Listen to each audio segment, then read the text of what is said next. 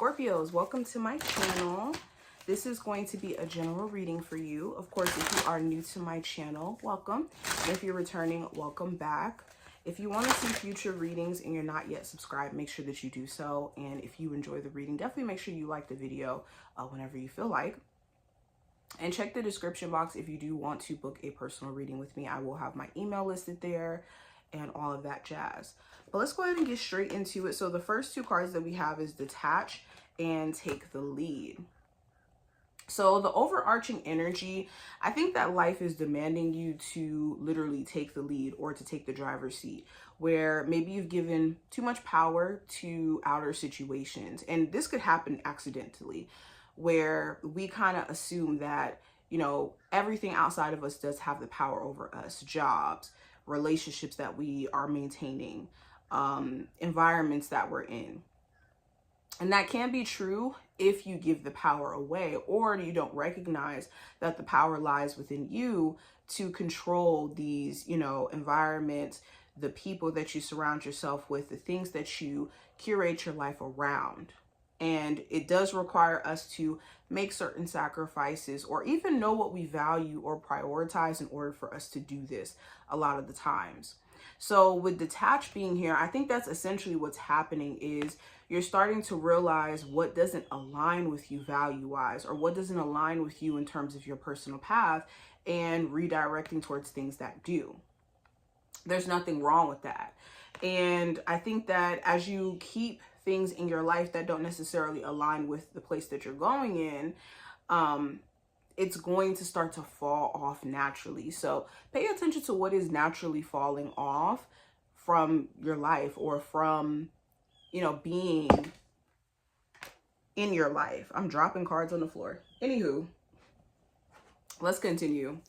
What is the energy around my Scorpios in general at the moment?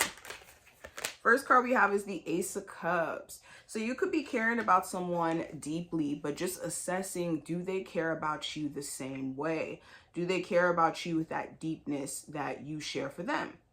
They could say they care about you. They could even do things where it's like, oh, okay, like this person, they must care about me.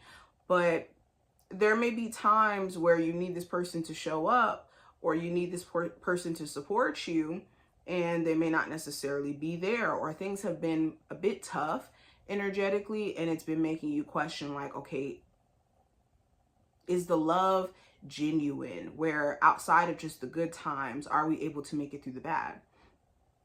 Also with the Ace of Cups, you could be really feeling this strong desire to express yourself. There could be a situation where you've been biting your tongue and not really speaking your piece just to keep the peace. And it's starting to kind of disturb your peace in a sense. You could also find someone around you to struggle with their own emotions, and you could be waiting for them to get it together, for them to understand where emotionally they stand. And it could be frustrating to you because of the fact that this person constantly is in this like emotional chaos, and you never really know, you know, if they're gonna be, you know, communicating good one day, or if they're gonna switch up and change up another day. Now, continuing, I also have the Seven of Wands. So the Seven of Wands talks about protecting energy. Some of you will be literally blocking somebody, or blocking a love interest, a friend, somebody here where it's like, you know what? I don't have time for this. There could be multiple people where you feel like you have to put some sort of better boundary in place, especially if you've allowed them to have too much access to you in a way where it's depleting you. This also talks about you addressing personal defense mechanisms. So you could be, I don't know, someone who has like a very interesting time when it comes to trusting people, right? And you could be seeing how that is potentially blocking you from having really good connections in your life, where people don't necessarily mean you the worst, or they don't mean you bad. And you could just be realizing that, you know what, maybe I don't necessarily have to worry about every person, especially if it is keeping me from having better relationships. I also have the Nine of Swords and also the Four of Swords.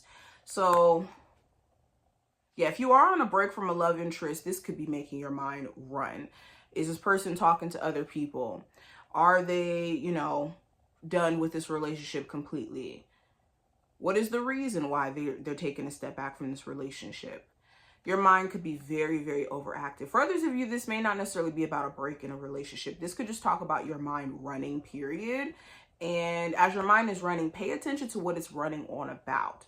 A lot of times we have anxiety, or when we have anxiety, period, it's our body trying to tell us that we know we need to be doing something or we're ignoring something. So ask yourself, why am I ruminating about this situationship? Is it because I know that I should really cut this person off? Or, you know, I really should get understanding? Ask yourself.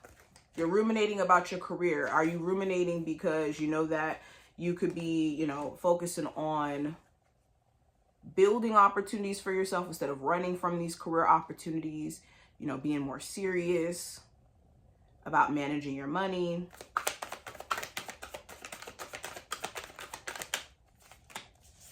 Yeah. For a lot of you, speaking of money, you could be at a place where you just don't really like how much you're bringing in. And there is an opportunity for you to turn this around. Especially with a lot of my Scorpios watching this, you could have certain skills that you could turn into making money. It's just maybe you've been so in this mindset of questioning whether or not you have the capabilities of doing so, or if there's any opportunity or any money in being able to do this, that you're missing out.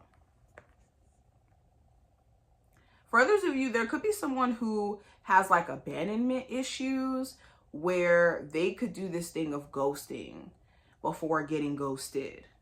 So if you are dealing with somebody where it's like, dang, they seem emotionally unavailable, or they constantly are ghosting me, it could be because this person has dealt with their fair share of being ghosted and they do it as a protection mechanism for them. Now, what is the advice for my Scorpios they really need to hear? So I have the Three of Swords and the Page of Wands. So be careful of allowing yourself to sit in this frustration or irritation about what hasn't worked, especially for prolonged periods of time where you don't allow yourself to see a silver lining. Another thing you really want to be mindful of is allowing someone to be passive aggressive towards you and take their anger out on you because you've disappointed them. Now, there is a such thing as like being wrong and of course like working towards fixing this.